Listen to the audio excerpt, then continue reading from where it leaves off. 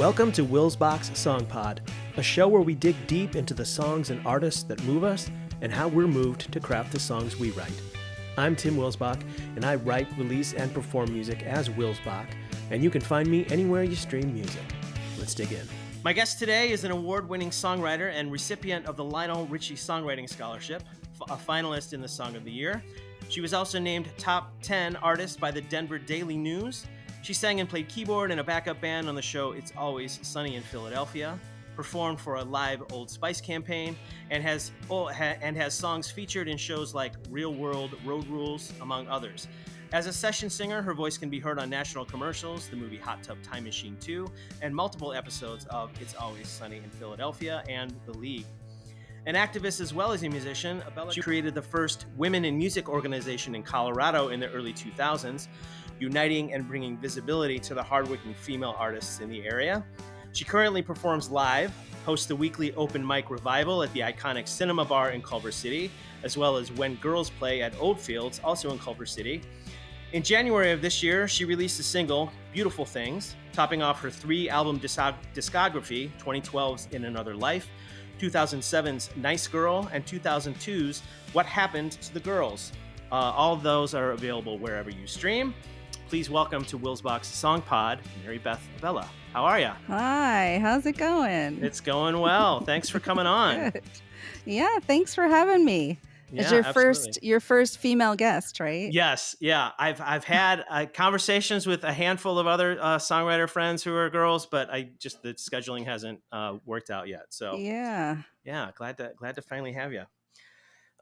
So I noticed that we have the tertiaryest of connections. So I'm a television editor by day when Hollywood is working, actually. This is kind of why I launched this podcast, because Hollywood is dead at the moment and I have not much to do during my days. So, but anyway, I cut the second season of Welcome to Wrexham and a little bit on the third season. And, obviously Rob McElhenney from Always Sunny in Philadelphia. So where did that connection, how did you end up doing that kind of thing? Yeah, I have a really good friend who was the music editor on that show. And I helped him out a little bit on some coordinating, basically, putting the music, registering it through the, ASCAP and BMI and stuff like that from the show. So making cue sheets and stuff. And then he called me and my ex at the time and said, we have an episode. And now it's like, it feels like I can't be proud of this, but we have an episode with P. Diddy on the show where he's going to play bass. Yeah. And we need some people to be his backup band. Do you want to do it? And I was like, hell yeah. So yeah, we got to be on the show. It was just, I don't know, like 30 seconds to a minute or something. But yeah, you can see me on the episode with Charlie's Mom Gets Cancer, I think it is. Right. What it's called. Yeah. So it was really fun. It was really fun. Oh, that's such a fun show. I watched that for several seasons. I kind of fell off at a certain point, and but every now and then we'll throw it on at at 11 and we'll basically fall asleep to it. Because I can keep my eyes open. Once I turn something on, I'm like, I'm out. I don't even know why I try. But, it's one of those good staples, right? There's like so many episods to watch. Yeah, exactly. And it's a really funny show. Yeah. I'm from Philly originally, so I was like, oh yeah, It's Always Sunny in Philadelphia. Like that's, really cool. Yeah, absolutely. Even though it's not Always Sunny in Philadelphia, right? Right. Yes. So there's a Denver connection too. So you grew up in Philly and then you spent some time in Denver, it sounds like. Yeah, I spent a long time in Denver. I was there a lot longer than I wanted to be. So I really tried to make it into a really fun, thing for myself. And I actually learned a lot there because that's when I really started performing and playing a lot and doing a lot of organizing. I've always been sort of a, real social justice oriented kind of person who wanted to save the world. So I started doing a lot of things in college and protesting and stuff, and then working in the music industry there with mostly just live performances. I noticed that there were so many women that weren't really, I guess, getting the attention they deserved or knowledge, especially when you're starting out and you kind of rely on a lot of the men in the scene for information, equipment, just it's for players, everything. So it was an attempt to kind of educate us more on things that we need to know when we're playing music live.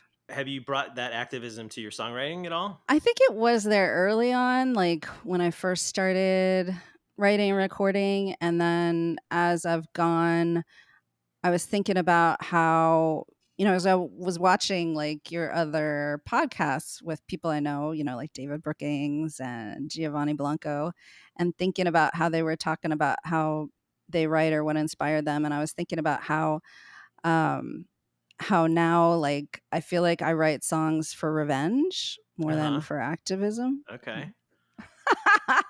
Not really, but my brother has a saying that, like, watch out, Mary Beth's gonna write a song about you. So I feel like it's much more, I mean, it was always personal experience, but I think there was that definite sort of angry element early. That kind of tracks for I'm assuming that you kind of started in your 20s, early 20s. Yeah. Yeah. I mean, we're kind of figuring it out. Teens, early 20s. Yeah. Kind of raging against the machine and the norms and all that, and wondering why the fuck we're not on the radio. Come on. Or other things. Why are there no fucking girls organizing things? What the hell? Yes. So, that's an easy emotion to access. And it's when you're kind of first honing your craft, that's a good way to dial it in.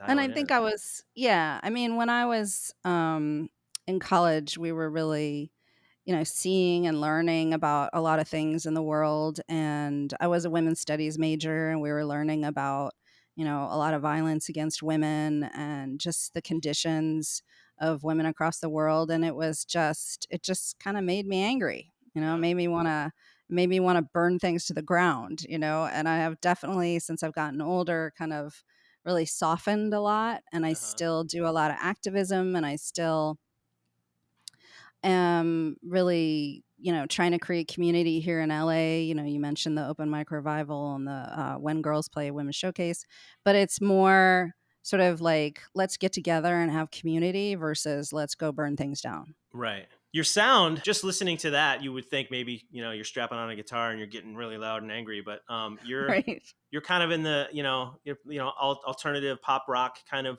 vibe, AAA radio, that kind of thing. Right. I'm like listening through your discography. It sounds great. That new single, Beautiful Thing, sounds amazing. Thank you. So that's your most recent single. Yeah. It was a song I recorded a while ago, wrote and recorded a while ago. And I have a lot of these songs that I recorded with different people that I just never released. And that was one that I have listened to a lot. And I was like, this is a good song. Like, why don't and I play it all the time live. So why don't I release it? So basically I just was like, there's no reason not to. Let me just do it. Yeah. It's got a really great, the mood for, like, when listening is a little nostalgic, a little hopeful. It's kind of got that 90s feel. Which is anybody that knows my music, that's right in my wheelhouse. I'm like, I feel like maybe you and I are still kind of pining for those, those older melodic that days. Music melodic. There you go. There you go. And I can see that. I know you've had a bunch of placements. I can completely hear that. If they still made rom-coms, that would be a great spot for it. But I guess maybe they're coming back with them every now and then. But I can definitely see this in an indie movie. Don't forget how to fly. Don't forget we have wings. Don't forget who we are. Don't forget all of the beautiful things. All the beautiful things. All the beautiful things. All the beautiful things.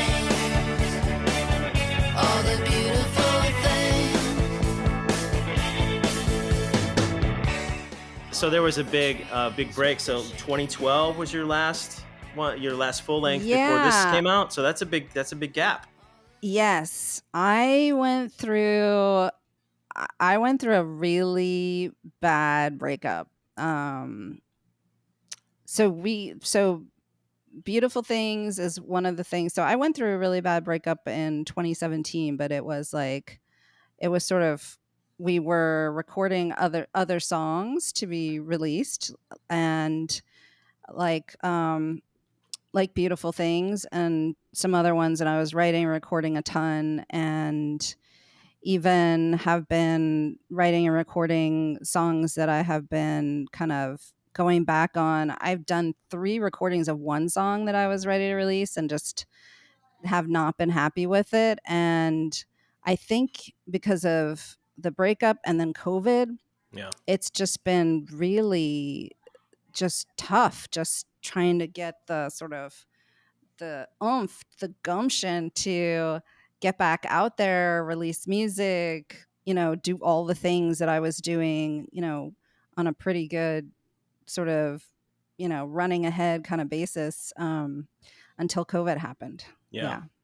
Gotcha. So do you have a batch of songs that you're working on towards a new record? Or I would imagine you've kept writing that whole time. You're just not putting stuff out. I mean, to be honest, I'm a very emotional person, and I go through waves of sort of like despair in my songwriting, and Beautiful Things and sort of my upbeat songs are almost attempts to cheer myself up. Yeah. And, be more hopeful and happy. And sometimes I am, for sure.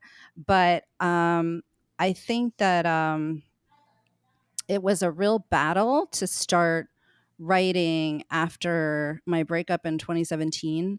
And then I was sort of, every time I picked up my guitar, I would just start crying. So I would sort of write songs but not finish them or not record them or whatever, until a friend told me, you have to keep writing through the tears, and people need to hear that stuff too. Yeah. So even though I was like, not another breakup album, that was my that was one of my other albums. So just like sort of trying not to judge it is the only way that I can write, because if I'm sort of like thinking like, oh, people don't want to hear this like weepy stuff, that will keep me from it. And it did keep me from it for a long time, where I would just like try and just get so overwhelmed that I would put it down. And so I really had to push through that and then start writing again and recording again. But I haven't been doing it with the same consistency as I did before, that's for sure. Yeah, I've run into the same kind of thing that you mentioned, where the editor takes over in my brain before the creative person can get it on the page or record the first take into, Logic or voice notes or whatever. Right. And I have to fight through that a lot. Like, just get it out. Let it suck. If it's going to suck, that's fine. Get it out there. There's going to be some shiny nuggets here. And you're going to shake the pan and the dirt's going to fall away, and you pick out those shiny nuggets and you stitch them together and you build from there. But it's hard. It's hard to work through that. And same kind of thing, like, finding the upbeat songs. It's easier to me to write the sad bastard songs, right? Because that's, it's an easier accessible emotion sometimes, at least for a person like me. So I'm with you. It's you have to kind of convince yourself to write those songs sometimes. I think all of it. I mean, I think that you're right. Like, there's this like critic. We probably all have that. Like, and when you've written a lot of songs or released, some stuff, you're like, oh, am I ever going to write a song that good again? Am I ever, Yeah, sure. Is there another one in there, or do I have anything left to say? Right. That's another fear. Or I'll hear an amazing song. I'm a big fan of like Dawes or Jason Isbell, and I'll hear a song that they've written. And I'm like, that's the most simple emotion, and I completely relate to that. And I could never write that simple of a lyric. And I'm not sure. I think I'm done. I'm done writing songs. It's been a good run. See ya. See, I'm gonna find something else. I may have to take up golf a little more or something. I don't know. Well, there's no one with a voice like yours, right? Like, everyone has such a unique perspective on everything. And I think even if we're writing about the same things, we have such a different take on it. And, I'm not even, I think I would be a lot more popular if I was able to, write songs about the universal human experience, right? But Yeah. I really focus on what is true for me and really honest. And as you can tell by even the way that I'm talking, I'm extremely vulnerable and honest and say things, even in my songs, that I could never say, to another person or out loud. Right. It has to be in a song. Yeah. And that's what makes every song really unique, when you put your heart into it. Absolutely. And I feel like that's really the stuff that ultimately connects with the audience too, and why people listen to your song, for a second and a third and a fourth time Yeah. and save it and share it with their friends and all that. If people have Yeah. a really good, I think, bullshit detector, right? Like they Yeah. know if it's contrived, they know if Right. it's real. And Right. if they get a whiff of that, and they're like, don't really love Yeah. this. I Yeah. can, I'm not looking for the saccharine stuff from you. I want it Right. from, the pop Yeah. stars that are 17 and Yeah. 18.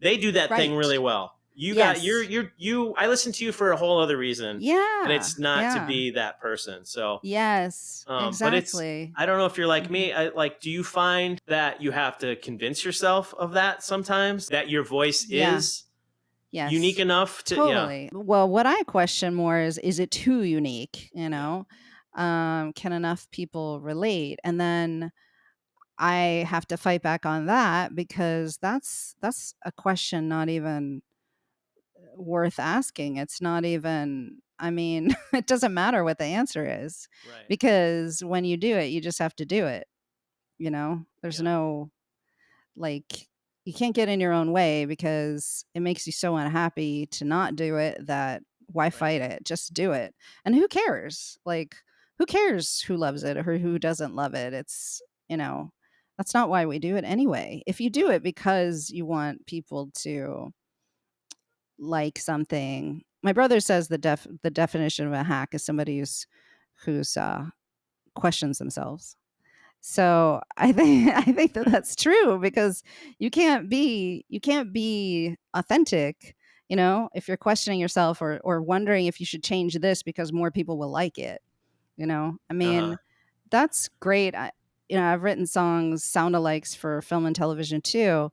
And that's great to try to capture what the person wants for a particular scene. But I think when you're, as a songwriter releasing something, like, right, you have to believe it. And even those people that are doing a lot of pop music that's very formulaic, like, they really believe it. right. That's what they believe in. They're not like trying to do something, that everybody will love. It's like they're into it. It goes back to, yeah, just be authentic, and Yeah, that's what connects. So hopefully. yeah, right, yeah, hopefully is always that's always there. Like, yeah, please, someone like this. So listening through to your stuff, I was struck by you are really kind of a master at really kind of capturing a mood. Just Oh, thanks. I don't feel like I have quite the mastery of creating the mood that you do. So is that Mm. something when you sit down to write a song, do you have that in mind, or is that just kind of come out? Like Mm. how do you approach what's your way in? How do you start writing a song? Usually I just pick up my guitar, and I think the reason why I'm still not an amazing guitar player after all these years is because I just start writing and I can't really practice. So I just start fooling around with chords that I like or melodies that I like, and then I'll just start writing. But I don't really think about mood and stuff. I think more about just following where my head is at, where my heart is at in the moment. Sometimes I have ideas, like I'm driving around, or how you drive around and record voice memos, or like Mm-hmm. me, I'll wake up in the middle of the night with an idea, or early in the morning or something, and I'm reaching for my phone and I'm all groggy trying to sing something. But sometimes I'll get ideas like different themes. But I mean, when I say like revenge songwriting, I'm not lying in a way, because I think a lot about a lot of experiences that I have, like, that they won't leave me, and I need to get them out. Yeah. And Yeah. so when I sit down, like, a lot of that stuff is on my mind, or I'll think about, I need to write a song about that fucker.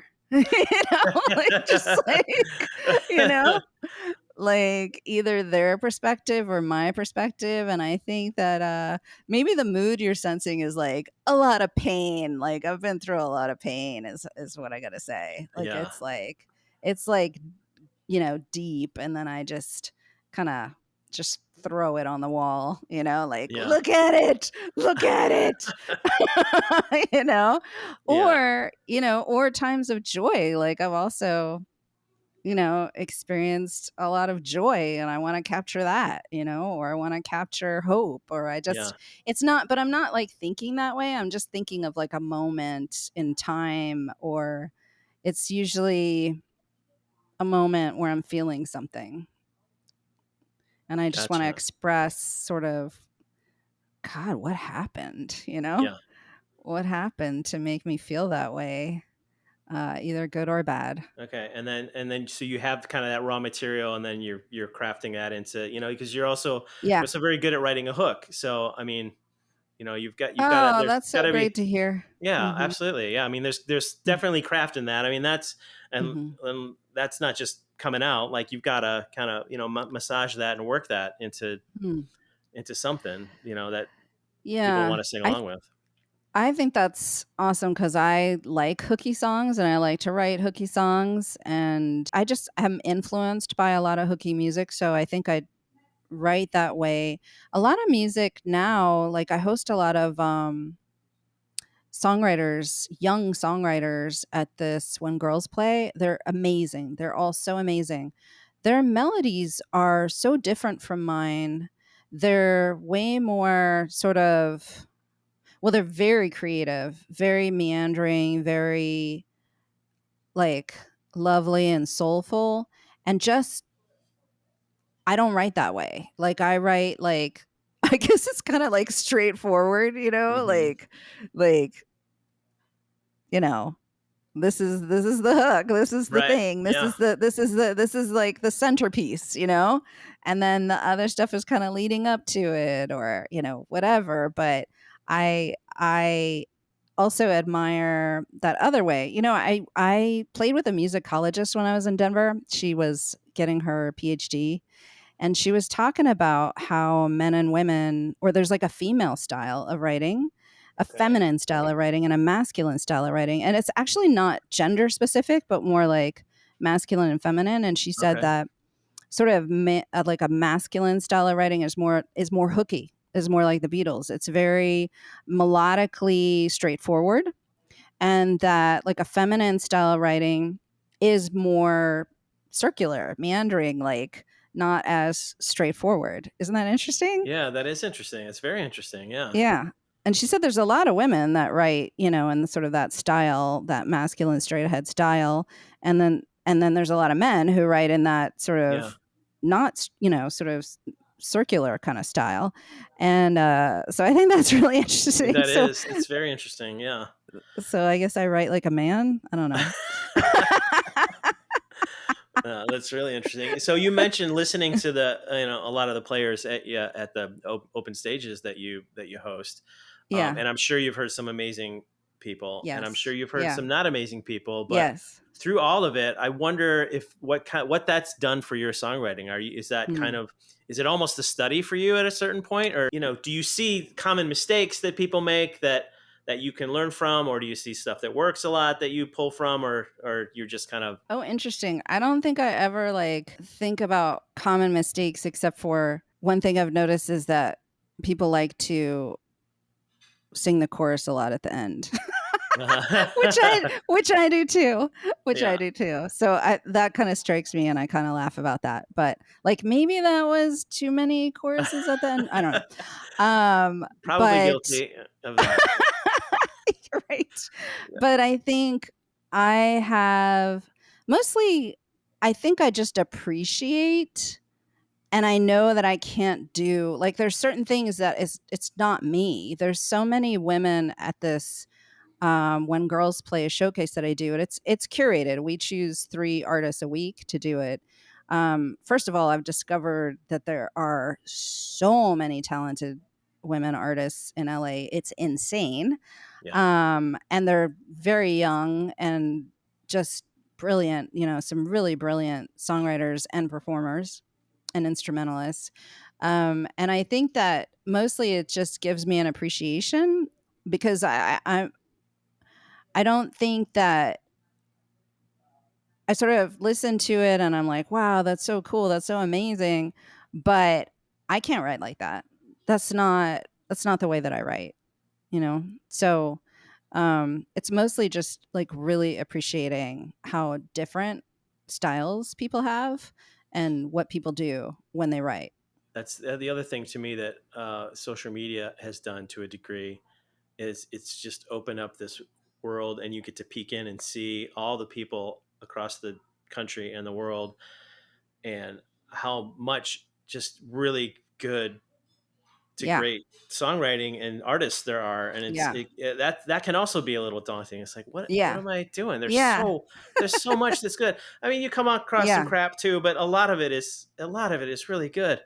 So it's that can be another reason where I'm like, oh, well, the guitar's gonna stay on the wall today. Right. I mean, you have to say, like, first of all, we can never compare ourselves, right? Like, that's the worst thing. That's the worst thing you can do for someone as sensitive as most of us are. I tell myself that all the time, but it never works. I could write it on a plaque, and it's not sunk in yet, I should say. Right. Maybe tattoo it will someday. It on your forehead, tattoo it on your hand. Yeah. A few years back, so you mentioned that I did the Lionel Richie Songwriting Scholarship. That was at UCLA Extension. I had no idea that I was going to win. And of course, like all my self-doubt when it happened, I was like, maybe I was the only one who submitted. That's why I won. Like that was my thinking. Maybe I was the only entry that year.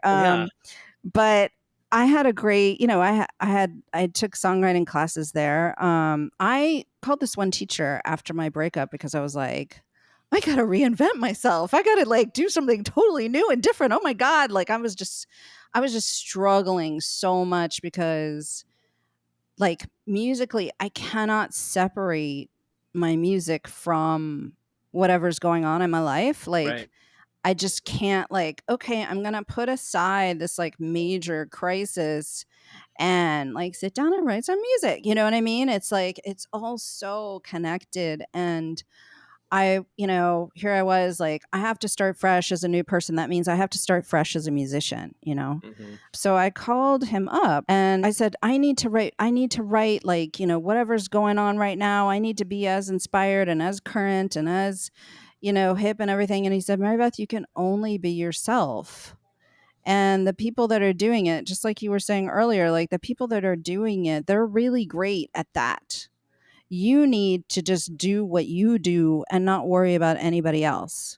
Like you just need to be yourself and just do that. Yeah. Because you can't be anybody else and they can't be you. And it's not going to work, you trying to be like them. And I was like, bummer, but okay. Like you're not helping me. It's just like, totally embracing who you are, even if you're like, only 5 people like it. Oh, well, that's 5 people. That's cool. Versus like we all want like millions and millions of people to love us, love our music and share it with the world. I wouldn't hate that. Sure. Yeah. I mean, come on. Right. Yeah. Right. But I got to just, dig in even more into what I'm doing in order to feel like I'm doing something. There's no other option, than to just dig in 100% to what you're doing. Yeah. And be even more yourself, not like anybody else, but even be more yourself and more you and more unique. And, like that's what's needed in the world. Not like all this. There's so much music that just sounds exactly alike. Right. There's so many singers who sound exactly alike, who have like no real soul in their voice, like there's no identity kind of, right? Yeah, I mean, they're really good. They're technically amazing. They've got, amazing voices, beautiful voices, but there's no that quality of like right. real emotion. Like, have you ever experienced anything in your life? Yeah, right. You know, Yeah. like where's the blues? Where's the heart in your voice? Yeah. You know, have you suffered? I want to hear your pain now. Yes. Yeah. Right. Yes. Yeah. That color, that color, that tone. Yeah. And I mean, and that's the fuel. But again, you need the craft, and you need, what you have done, and I've done, and other folks have done, and learned how to take those experiences, those real life experiences, and craft those into lyrics and put it with the right melody and the right set of chords, and eventually the right production that's going to convey that emotion in the right way. And there's certainly a trick to that. It's not easy to do, as much as you, even like we're talking about the simple pop songs, like even those, writing a pop there's song. 40 people writing those songs. Right. Even a song that gets, 50 million, spins on Spotify in 6 months. Yeah. It might sound like the simplest thing you've ever heard in your life, but it's not easy to write that simply and convey. No. It's a very targeted, message that connects with 50 million people in 6 months or whatever it is. Right. It's real easy to say, but hard to do. It's 40 over 40 white guys writing one song together somehow. And I think most of them are Swedish. Is that what it is? The Swedes? Yes. Right. Yes. Yeah. So listening through to your, I listened to from an what's it called? From in another life. Yeah. I was listening through to that one, and I enjoyed what I was listening to, but I really kind of perked up when I got to If Anything. I'm sorry, Yeah. If anyone. Yeah. Right? Is that the right title? If anyone, yeah. I was like, wait a second, do I have a song called? No, I just misread the note that I had written, but I kind of perked up.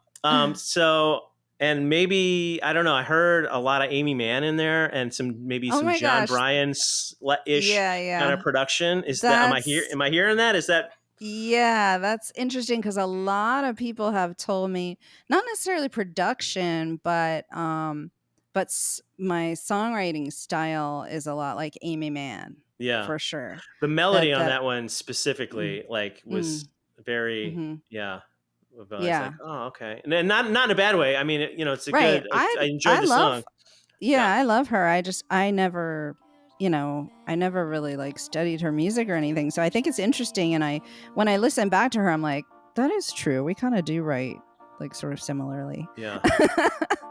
Sun is always shining, the palm trees always sing, but every day you burn, and the wind makes your ears ring.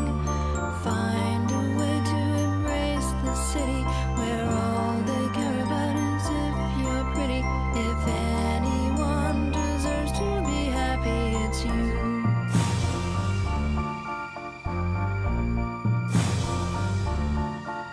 If anyone can figure it out, if anyone can make it all better, if anyone deserves to be happy, it's you. I dug that one a lot. The timpani, I don't know if that's marimba or xylophone or glockenspiel or something. But I'm sure that one started as your vocal and an acoustic. Yes. Right? Yeah. So you well, remember actually, where that piano. one came from? Or okay. Yeah, Piano. yeah, piano. Yes, I had a young Japanese friend whom I actually met through. I'm a Buddhist, and I met her through my Buddhist community, and she was going through. She was just she's still alive. I'm saying she was, as though she's dead. She's very much alive and very, very happy. But at the time, and she was so inspiring to me because she has so much compassion, which is, of course, what we're striving for in our community is to have compassion. And she really she was much younger than me, but she taught me so much. Like she would just like send notes to people, letters to people, you know, in a day when we don't mail anything to anyone. That's what she was doing. She's like writing letters, writing notes to drop off at people's houses, like just so much, like reaching out to people. Yeah. How are you? Letting them know that they were cared about. Just such this incredible spirit.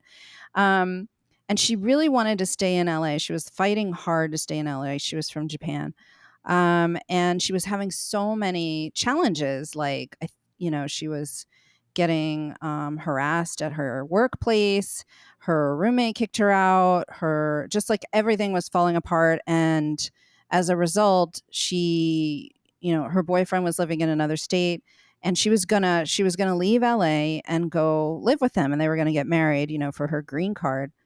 Well, it ended up that he was he was seeing someone else that whole time. They were living long distance, and just her life was just such a mess. She was staying with me. She had no place to stay.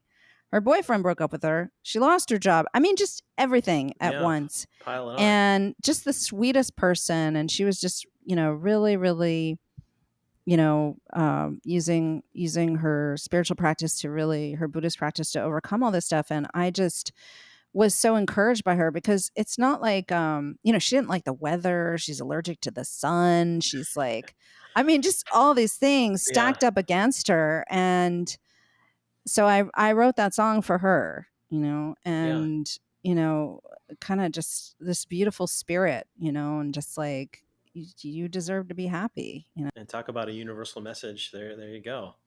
So okay. People can grab onto, right? Yeah. People being allergic to the sun. Well, and yeah. The deserving to be happy part more than the allergic to the sun. But yeah. Yes. So Leave Me Behind. Tell me about that one. Leave You Behind. Leave You Behind. Yeah. Yes. Yeah. My notes are terrible. I have terrible. I originally obviously wrote that a long time ago because it's on my first album. My brother and I co-wrote that song together. We were listening to a lot of Jeff Buckley at the time. I was like, yeah, like that. This Is the Last Goodbye song. And it kind of reminded me of that. And I said, sure, this is a really great emotional song. And so I wrote it. The funny thing is that he says that I got the chords wrong. But it is the most popular song that I have. And when I played it around Denver, people would love it. And they knew like every song of my brother's solo on that song. My brother produced it. And then when I left Denver, my husband at the time, we were touring around in an RV. We sold everything we owned and went on tour. I was playing solo all over the United States. And we were living on an RV for like 6 months. And we stopped in LA in Venice. And my brother was playing like at an art show. And he asked me to come up and play that song with him. And I did. And there was a music supervisor in the audience who said, hey, can I use your stuff, for the Real World Road Rules? And I was like, yeah, wow, that's awesome. And so I was like, I think we should move to LA.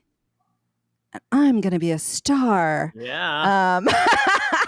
The quintessential LA experience. Yeah, that's totally how it goes. Totally. But, I also got some advice from a friend from LA I met in Denver, who was on tour, who borrowed my PA.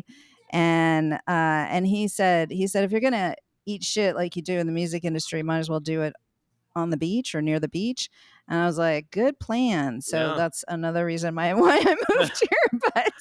But yeah, I mean, really playing that song with my brother sort of like was magical, to come to LA where dreams are made and be able to play in front of an audience and get a song placed, and we're by the beach, and it's just like, are you kidding me? I want to live here all the time. Yeah, right. So yeah, that's kind of what happened with that song. It was that song. Yeah, that's a great origin story. So you mentioned your brother a couple times. Playing with him got the music supervisor's attention, and that was your first placement. Yeah. Okay. Yeah. And I'm assuming you built a relationship with her.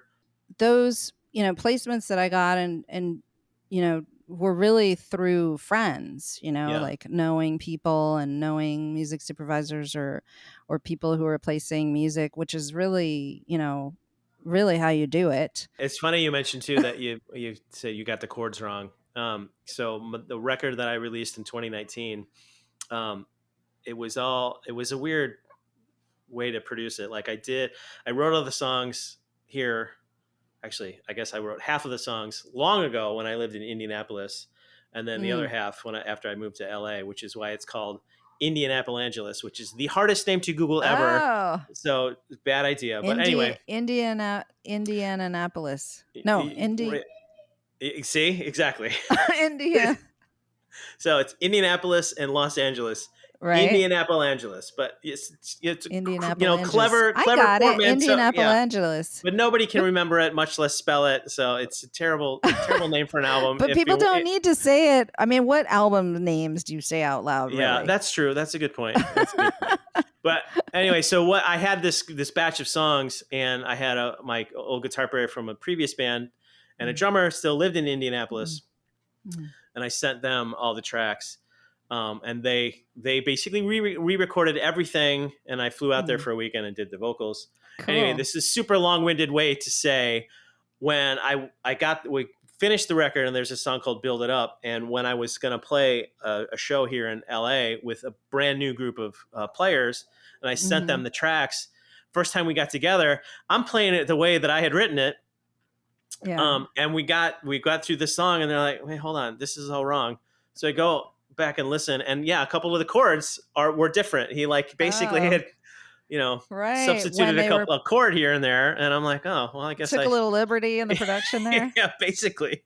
It just reminded me of that. I thought it was funny. Now every time I play that, I'm like, did he get a songwriter credit?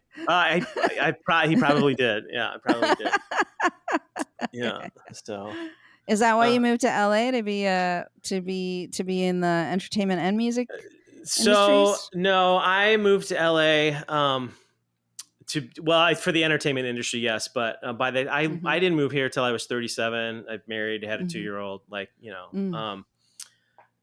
had had basically kind of put music away at that point, and I had a big long 10-year break. But no, my main thing is I'm a TV editor. I'm typically the one that takes a song and puts it in a scene. I get the batch from the music supervisor, so I'm not picking them out necessarily. Right. But yeah. So no, but so similar. You're a good person to know. You're a good person to know, everyone. Yeah.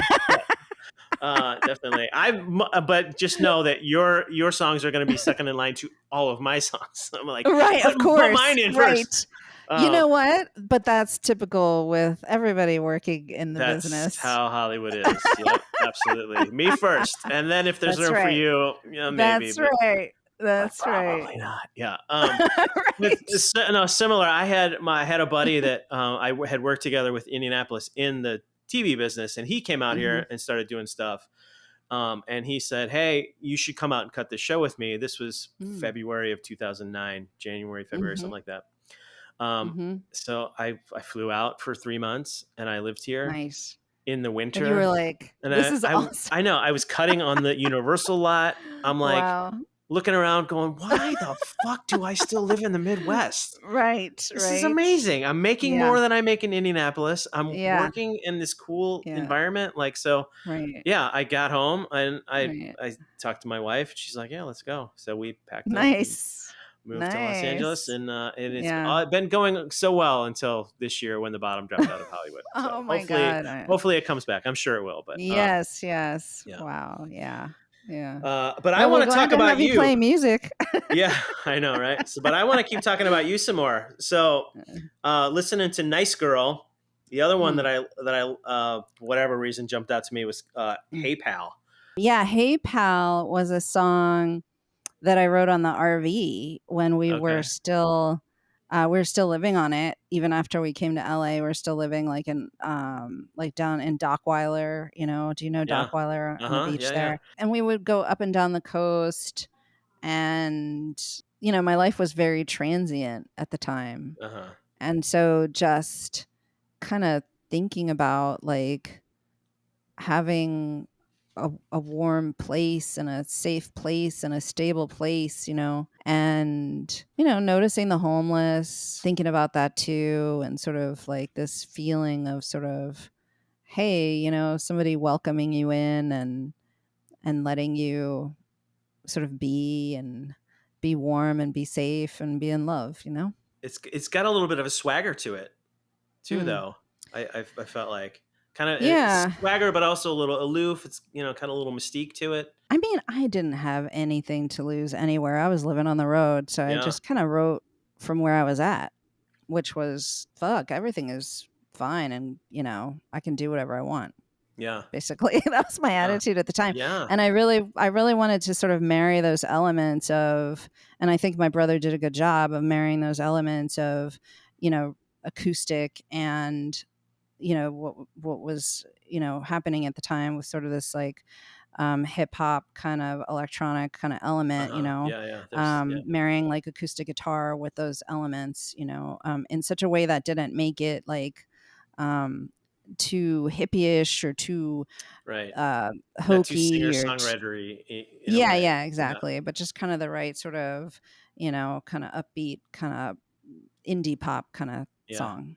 I still love Yeah. that sound. I mean, that still works. Yeah. I mean, I know it's probably a little dated these days production wise, but that's always Yeah. worked for me. That kind of hip beat and acoustic, and married with a really good melody and a vocal. Dreamed I saw you on a park bench. Put your head on my lap. Make it soft with my backpack. Make you warm with my hands. I come inside where it's warm.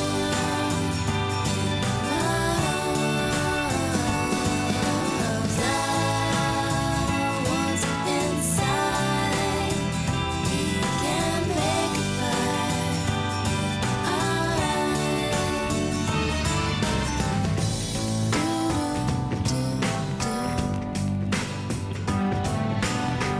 When I was toying with what I was going to call this song pod, one of my ideas was, do we need a bridge?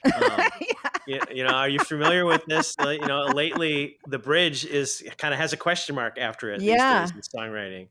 Do you have an opinion? A bridge or no bridge? Like, what's your approach? I don't think a song necessarily needs a bridge. I need a break a lot of times. Like I need a break in sort of the what's happening to make it interesting for me.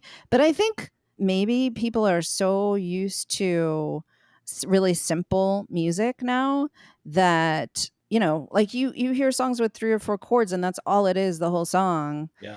And, you know, so they might think, why do you need a bridge? Right. Yeah. Why do you need something to break that up when they're so used to that? There's no break in it. For me, I think it makes a song more exciting, but I don't think it is necessary. I think it depends on the song. Yeah. Whether whether that, but providing something interesting to me is more my taste. Like I want something different in a song. I want like that tension, you know, or release of tension. It could be, you know, depending on the song. I need that break.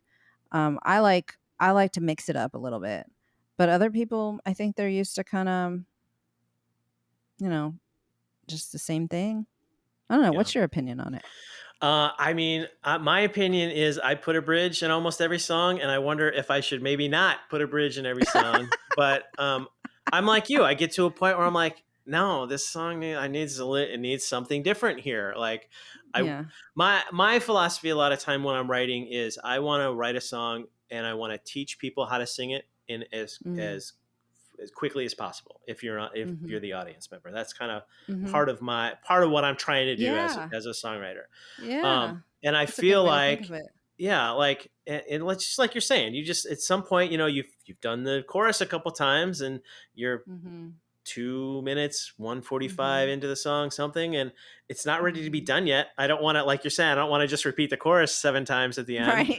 Right. But I want to sing the chorus again. So what goes here? It has to be something different and new. Like I've heard the verse twice, and Now I really want to get to the heart. I want to dig down lyrically and get into the heart of what the song is really about. It's like it's almost like the code for me. If you're listening to a Willsbach song, you want to know what the song is really about, and this is probably not a great way to code it, but usually the bridge is what I'm actually talking about. Yes. So yes. I put a bridge in almost all my songs. Yeah. But there are some amazing songs though that do have 2 chords. There's a Fleetwood Mac song that I can't remember the name of at the moment, but Dreams. Is Dreams just 2 chords? Yeah, it's just 2 chords. F and G. It's just back and forth. And they it's like throw in an A minor, but they do have a bridge. It's during the solo. Yeah. And they throw in an A minor in there. Yeah. That's the only chord that they throw in there. You know, and they repeat, like they do 2 measures of G instead of 1, you know, right. like that kind of thing. Yeah. But it's a wonderful, I mean, if that's the song you're thinking of, they probably have others with just 2 chords, but I think that sounds like the one I'm thinking of, but and it's just going back to that simplicity. And like we talked about earlier, and just, it all comes for a circle to that. There's something authentic there and it works, and it doesn't matter. There's 2 chords, 'cause it's, Stevie Nicks singing a song that's captivating and emotionally, compelling to literally everyone that hears it, from the 70s to today on a TikTok, Right. So. Oh, I was making a commentary about how I didn't realize, like, you just wanted to know whether I write bridges or not. I was making a commentary on, like, the state of music today. Yeah, I know. I mean, I love it. It's really just a question to see what comes out, People like bridges or not. I really don't know what I'm doing as an interviewer, so I'm just like, there's some interesting questions. Let's ask these and see what happens. But I think this has been a fun conversation. Thank you. Yes, it nice. has been. It leaves me wanting to know more about you. So. Well, all right. Well, hell, there you go. That's half the trick right there. Maybe I need to interview you. How about that? Yeah. Yeah. Maybe we'll have you back and do another episode. Or I'm interviewing you. Yeah. What's next for you, creative wise? What are you, any projects you're working on now? Yeah, I am. I feel like my whole journey is in search of the perfect song. Do you feel like that? Absolutely. Yes, absolutely. That's hilarious. But yes. And I am constantly trying to find it. So I am really looking. I'm really searching, and I'm really, I'm trying to mix it up, refresh. I took a songwriting class for the first time in many, many years. Okay. With an independent artist I love. His name is Sam Evian, Evian, like the water. Like the water. Okay. Yeah. But that was really inspiring. And actually, last night, so a good friend of mine came into town who I haven't seen him in like 10 years, but I have so much admiration for this guy, Jeff Caldwell. He's an amazing, amazing player and guitarist and singer and songwriter. And he played last night this song that just like blew me away at the open mic revival. And I was like, you got to teach me that song. That's like so amazing. And so, and then he said, well, if you ever get stuck too, he said, yeah, I'll teach it to you. And if you ever get stuck, like, just send me stuff via voice memo, and like, and I'll do the same. We can help each other out. And I just thought that's so great. And I think so I'm kind of like getting back to that place of like wanting to sort of be open to other people's like ideas and just get inspired. That's what I'm looking for. Nice. Yeah, and change, because you get sick of writing the same song over and over again. I even have a song about that. So, but that sort of theme everywhere, over and over and over again. It's like, I need something new. Yeah. Oh, I'm also writing a song called Indie Rocker. That one I'm excited about. That sounds. I think you heard it. I played it at Truck Stop. Oh, okay. Oh, nice. Yeah. Yeah. But anyway, so I'm excited about that one. But yeah, just writing and trying to find it. Yeah. Well, very cool. Well, I look forward to hearing more and more from you, and same. Make it out to the open mic revival whenever I can. Yes, please. And thank you so much for spending 75 minutes with me talking about nerdy songwriting stuff. Oh my gosh, did I talk your ear off? I'm so sorry. I love it. No, it's been great. It's been great. This has been a fun conversation for sure. Some of them are easy, some of them are hard. This was an easy one. So, oh, good. Great. I'm glad to hear that. Well, I had a lot of fun. Thank you so much. It was fun talking to you. Thanks for listening to Wilsbach's Song Pod. You've made it this far. Please rate, review, like, love, add, subscribe to all the things on whatever app it is that you're hearing my voice. That lets the almighty algorithm know that interesting people like you like this show and will serve it up to other cool and interesting people. Wilsbach's Song Pod is produced by Wilsbach Entertainment, LLC. Mixed, mastered, and edited by me, Tim Wilsbach. See you next time.